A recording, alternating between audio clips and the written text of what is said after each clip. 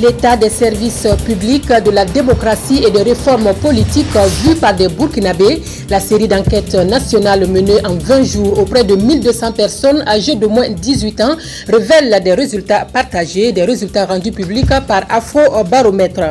La 5e législature joue la carte de l'ouverture et de la transparence. La communication sera au cœur de la présente mandature. Un partenariat média-Assemblée nationale vient d'être scellé afin de mettre à la disposition du public une information parlementaire plus objective et responsable. Et puis, l'audience dite de confirmation des charges qui pèsent contre Laurent Gbagbo s'est ouverte ce matin à la CPI. L'ancien président ivoirien est cité comme co-auteur indirect des violences survenues durant la crise post-électorale de 2010 à 2011. Madame, Messieurs, bonsoir. Que pensent les Burkinabés des services publics, de l'état de la démocratie et des réformes politiques? Question posée à un échantillon de 1200 personnes âgées de moins de 18 ans et dans les 3 langues principales du Burkina. L'enquête menée par Afrobaromètre, pilotée par le Centre pour la gouvernance démocratique, affiche des avis partagés sur les différentes thématiques concernées. La présentation des résultats de l'enquête avec Symphorien Somda.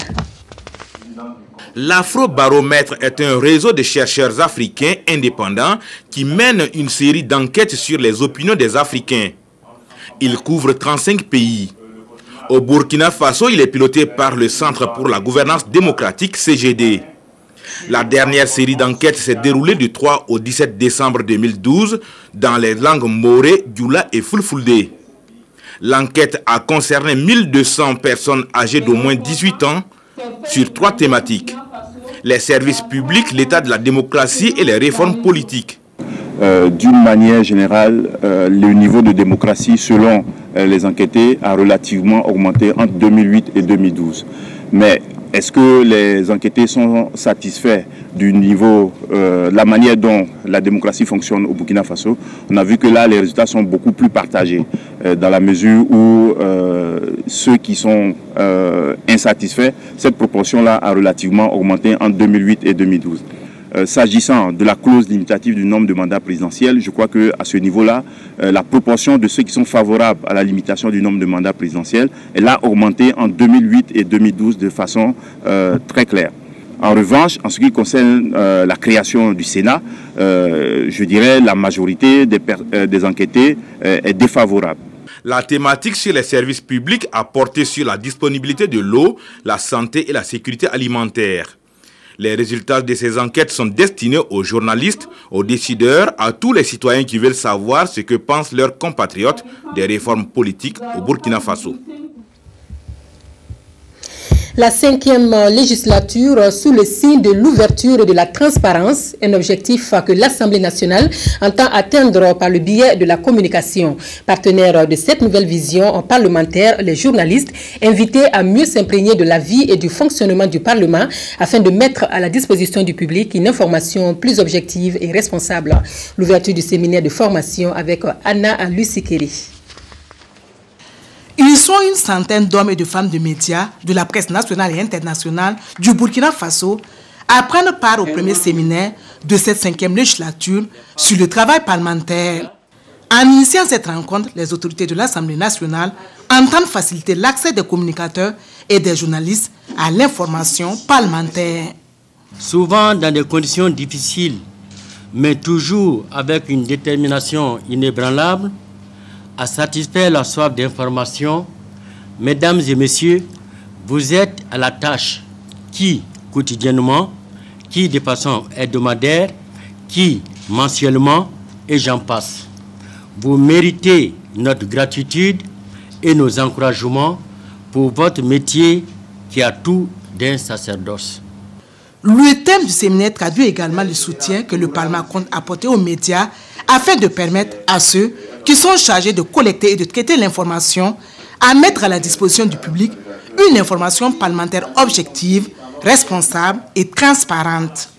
L'ouverture et la transparence que nous voulons faire et voir au cœur de la communication parlementaire sous cette législature suppose un retour de la part des hommes et des femmes des médias un engagement fort pour un partenariat dynamique et efficace.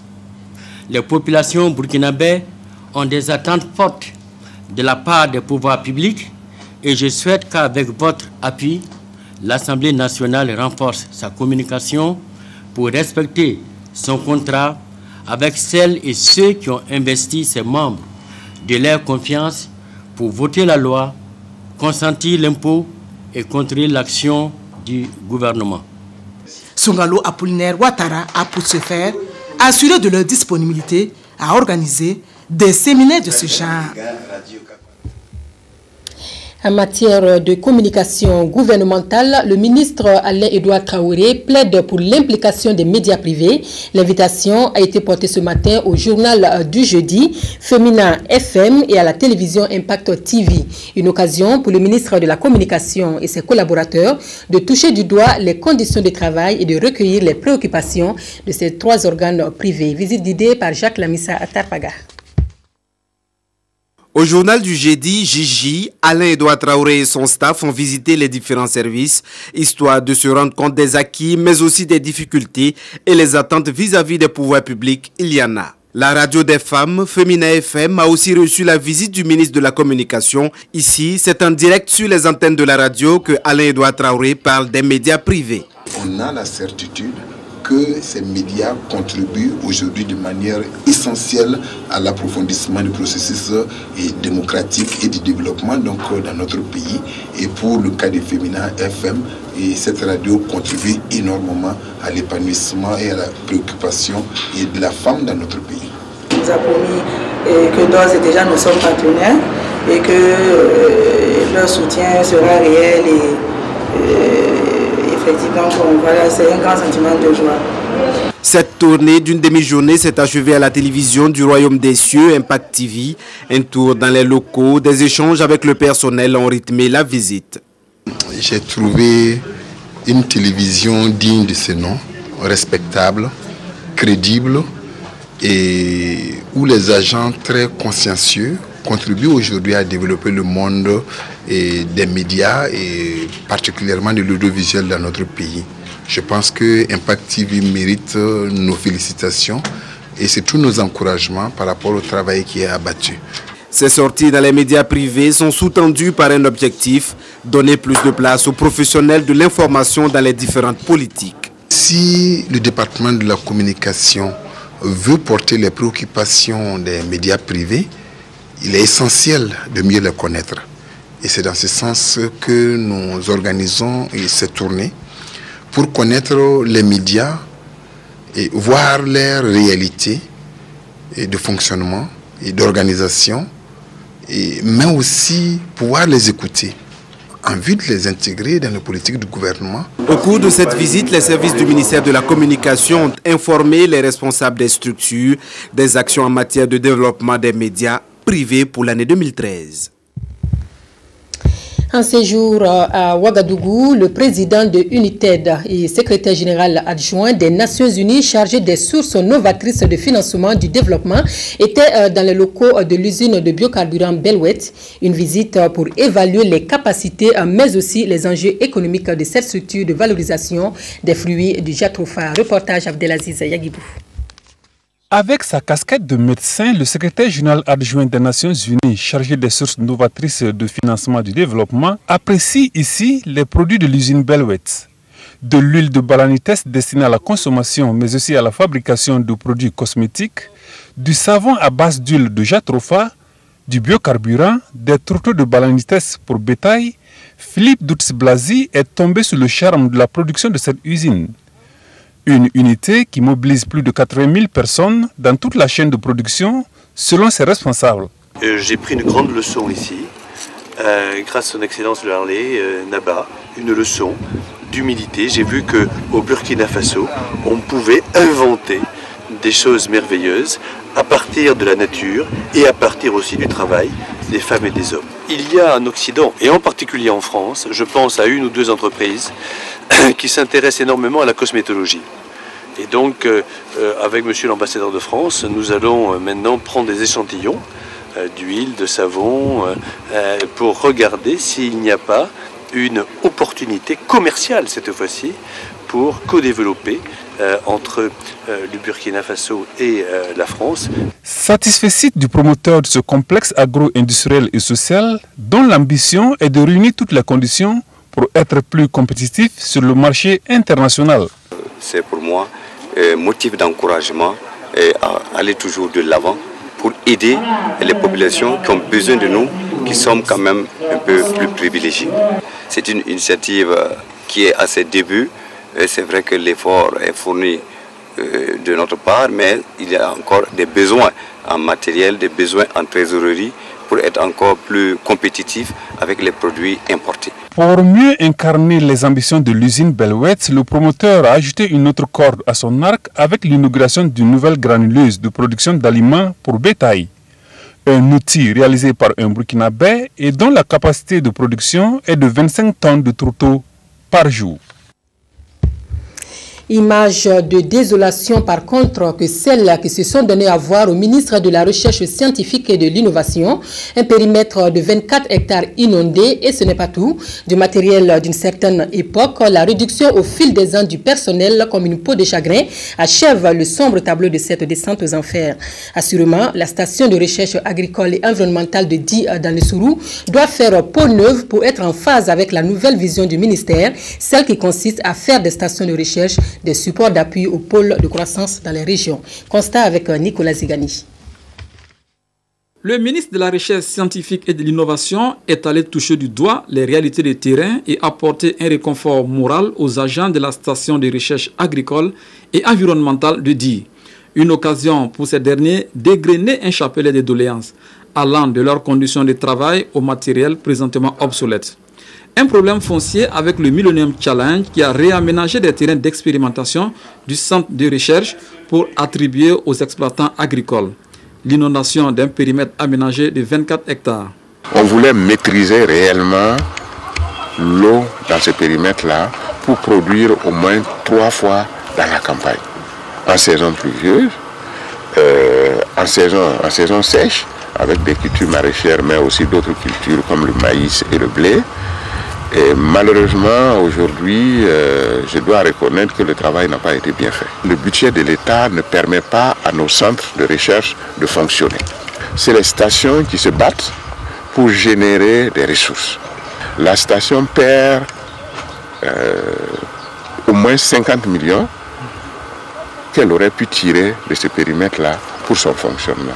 Cette rencontre a permis au ministre Konaté de rassurer les agents à prendre en compte leurs préoccupations.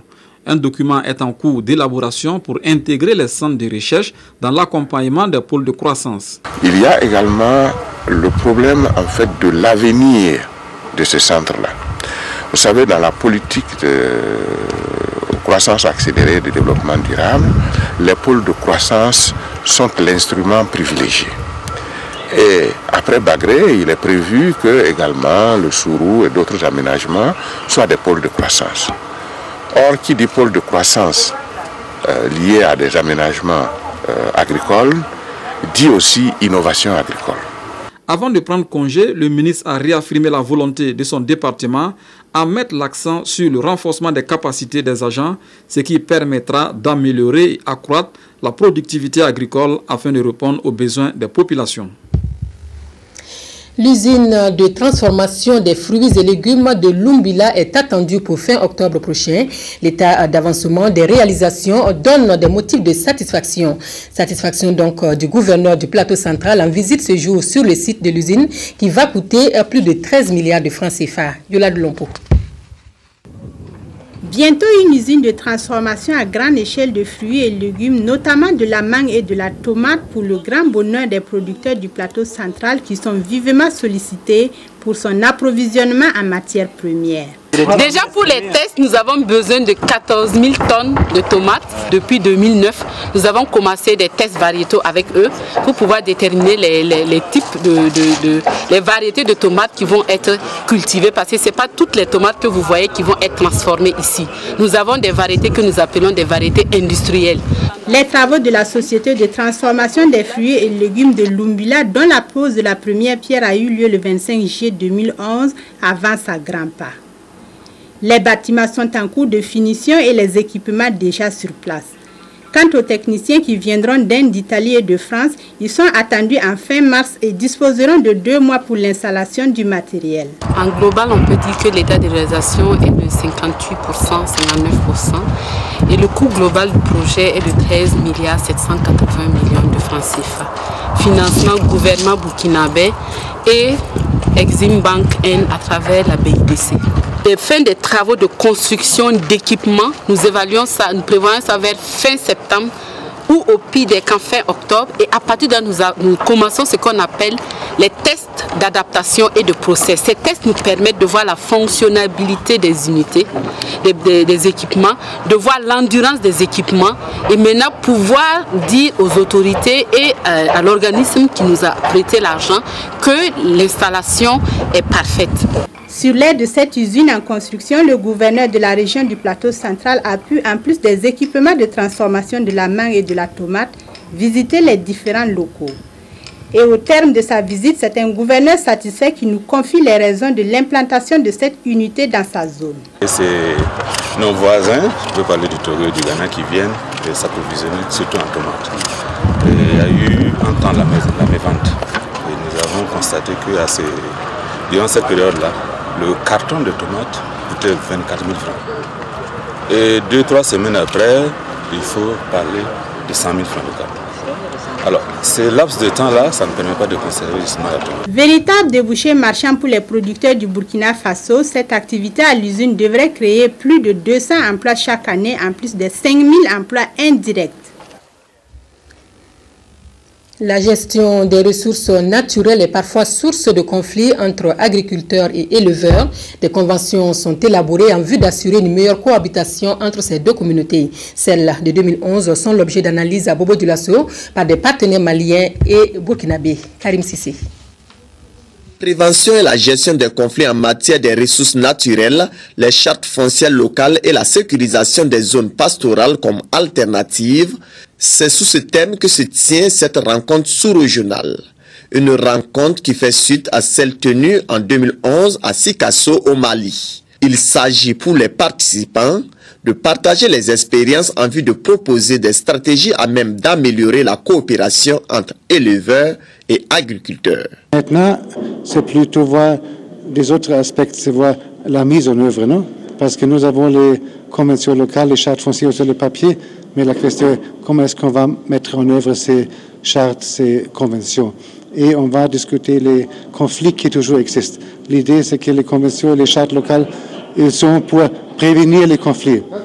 Mais ce n'est pas tout facile. Pendant 4 jours, les participants maliens et burkinabés vont non seulement communiquer sur les états de lieu et sur les dispositifs réglementaires en matière de gestion des conflits fonciers dans leurs pays respectifs, mais aussi effectuer des visites de terrain pour constater de visu les travaux accomplis dans la mise en œuvre de la Convention locale de gestion des ressources naturelles. L'attente principale est que la population soit impliquée fortement à la gestion des ressources naturelles, sans lequel la gestion des ressources naturelles ne peut pas être vraiment un truc acquis, quoi. Nous allons essayer de voir par rapport aux conventions locales, est-ce que ça répond au fait que les conventions locales sont une réponse à la prévention et gestion des conflits, ou ça peut générer encore d'autres choses. Cet atelier de Bobo-Dioulasso se tient sous la houlette de l'ONG Misérior, une ONG allemande qui œuvre pour une gestion optimale des ressources naturelles. Au ministère des Droits humains et de la promotion civique, l'évaluation finale de mise en œuvre des actions prioritaires 2006 à 2010 est le centre d'intérêt. L'évaluation des actions fait ressortir l'appui financier et technique des ambassades de Danemark, de la Suède et du PNUD. Le ministère espère encore l'accompagnement de ces PTF pour remplir au mieux ses missions. Oumou Sissé et Nyakiteda. En une journée, les participants à cet atelier devront valider le rapport de l'évaluation finale de mise en œuvre des actions prioritaires 2006-2010 du ministère des Droits humains et de la promotion civique. Pour le département de Julie Prudence Nignan Somda, l'amendement du document permettra d'entreprendre des actions pour agir sur les comportements individuels et collectifs afin de provoquer un changement de comportement.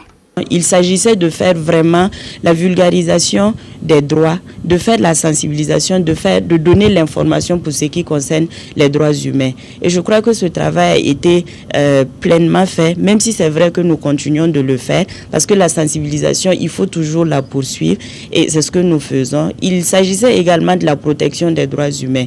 Il y a également des actions qui ont été menées dans ce sens, c'est-à-dire conscientiser, amener les gens à revendiquer dans le droit, à revendiquer de manière légale. Ce rapport est le fruit d'une étude faite par le cabinet Appui Conseil International pour le Développement.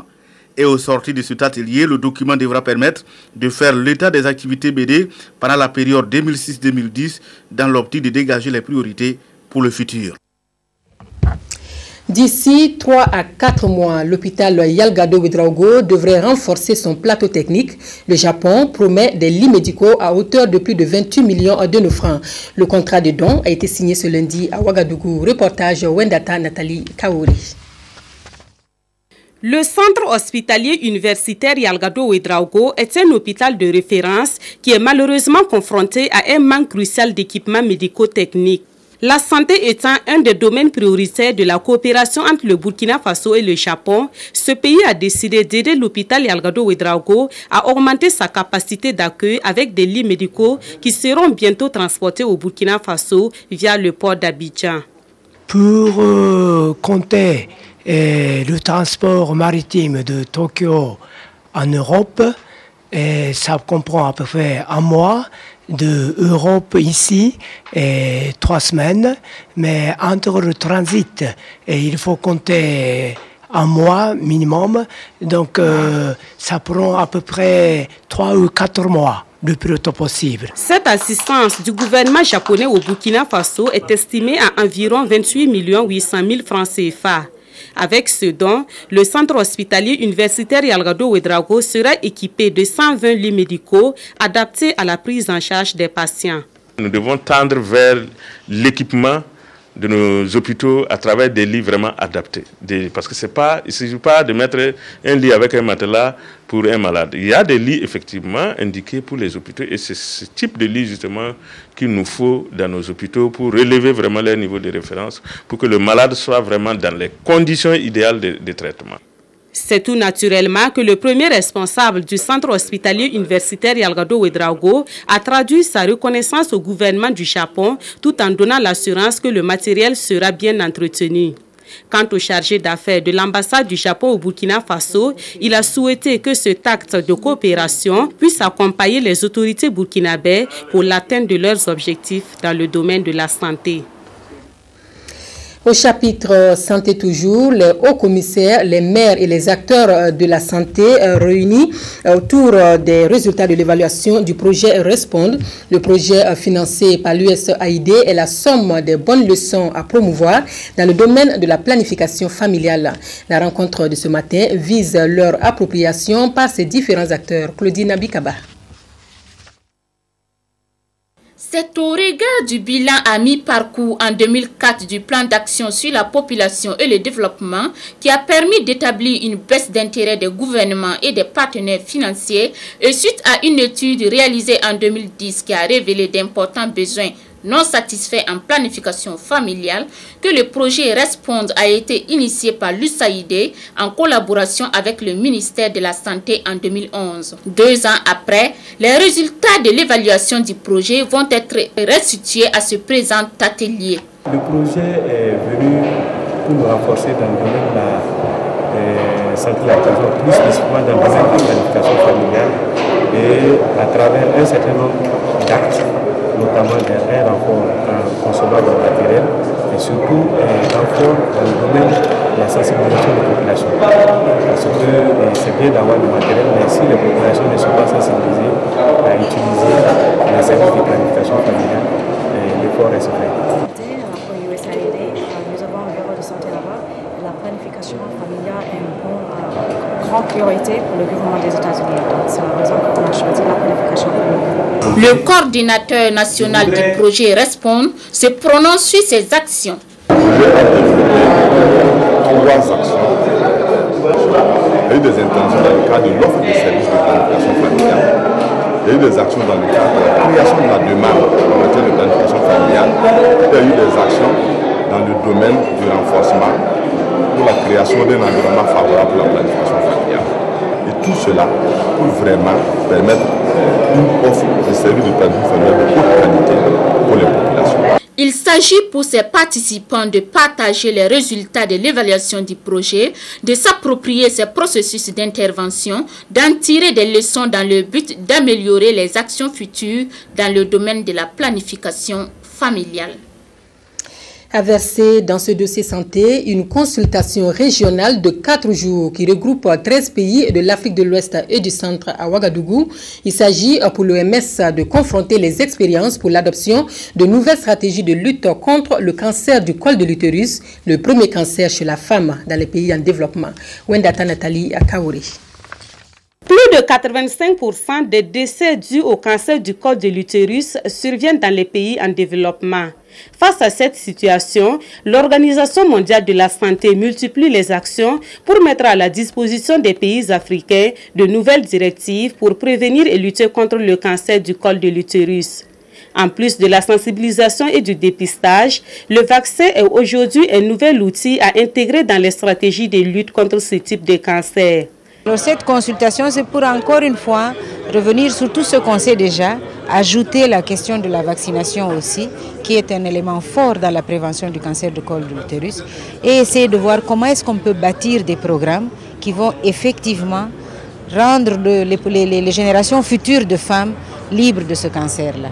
Aujourd'hui, 200 millions de femmes en Afrique âgées de 15 ans et plus sont menacées de contracter le cancer du col de l'utérus. Pour le cas du Burkina Faso, cette maladie est devenue une préoccupation majeure au regard du nombre croissant des cas dépistés et de la place qu'elle occupe dans les évacuations sanitaires. Chaque fois qu'il y a des campagnes de dépistage, on se rend compte bien vite qu'il y a beaucoup de jeunes femmes qui sont atteintes par sa maladie ou qui sont en début. Et je l'ai dit aussi, lorsqu'on regarde les évacuations sanitaires, pour le cancer en général, c'est 60% des ressources qui vont à cette maladie. Ça veut dire que c'est quand même une maladie qui est là. La consultation régionale sur le cancer du col de l'utérus qui se tient à Ouagadougou est la deuxième du genre après celle de Pretoria en 2012. À l'ouverture des travaux, l'OMS s'est engagée à accompagner les pays concernés dans la mobilisation des ressources nécessaires à la mise en œuvre des recommandations qui seront formulées. Dansa Bichibali cède son fauteuil à Sidi Traoré à la tête de la Semaine nationale de la culture. Le nouveau secrétaire permanent de la SNC entend donner un nouveau dynamisme à l'institution. La passation de témoins a eu lieu ce matin en présence de nombreuses personnalités du monde de la culture et des autorités administratives des Hauts-Bassins. Moumouni Barou.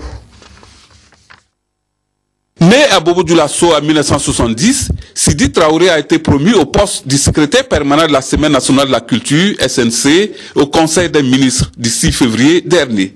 Il n'est pas un inconnu dans le milieu artistique et culturel burkinabé. Avant de rejoindre son nouveau poste, M. Traoré était le directeur de la conservation et de la promotion du patrimoine culturel. Désormais, il découvre donc un autre volet du secteur. L'ambition est grande, maintenir la flamme de la culture burkinabé dans le firmament. À cet effet, le nouveau secrétaire permanent de la SNC fait part de ses premières impressions.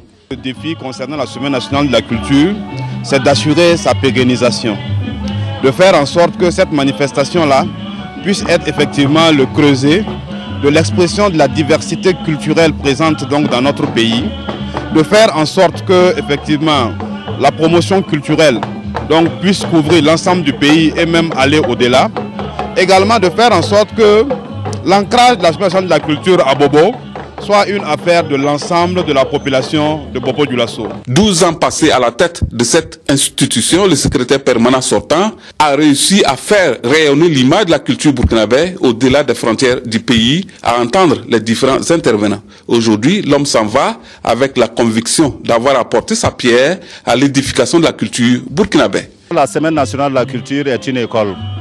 Avoir eu la chance d'être à cette école pendant 12 ans, je crois que ça c'est le plus grand cadeau qu'on peut offrir à une vie. Nous avons pendant 12 ans appris à connaître les hommes, à connaître ce Burkina et surtout à découvrir ses richesses.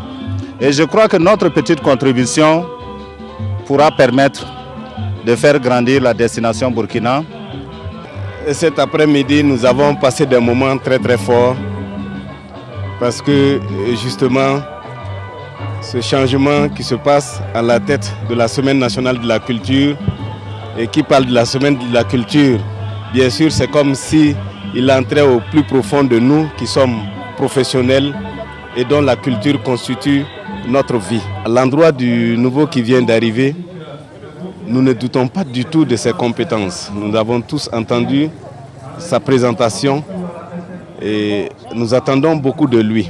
Bitibali Dansa a eu droit à un bain de foule avec les invités et anciens collaborateurs. Ces derniers ont profité de l'occasion pour lui offrir des cadeaux symboliques en guise de souvenirs. Une ambiance digne de la fête des récoltes en pays gourmandier. En l'espace d'un festival, la culture du gourmou s'est exprimée dans toute sa diversité. De la foire agro-pastorale à l'exposition artisanale, en passant par des prestations d'artistes musiciens modernes et traditionnels, le festival d'Ilembo a fait montre de sa maturité. La 10e édition a mené la réflexion sur le développement local, culture et résilience au changement climatique. Frédéric Etienne Bassenga pour le reportage. Cette 10e édition sans interruption du festival d'Ilembo au Goulmou a tenu toutes ses promesses.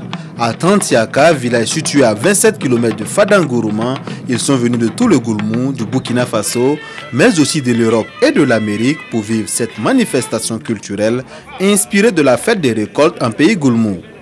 Véritable creuset de valorisation des valeurs culturelles de la région de l'Est du Burkina Faso, les artistes, à travers des prestations musicales et des expositions, ont montré les atouts culturels et le potentiel agro-pastoral du Goulmou festivalier. Pour qui connaît les exigences d'une organisation, dans les conditions en plus qui sont les leurs, c'est véritablement un acte à saluer. C'est pour cela que nous sommes là aujourd'hui pour les encourager. Nous les encourageons non seulement à cause de leur ténacité, mais surtout par rapport donc à l'importance et au rôle qu'un festival de ce genre peut jouer dans une localité.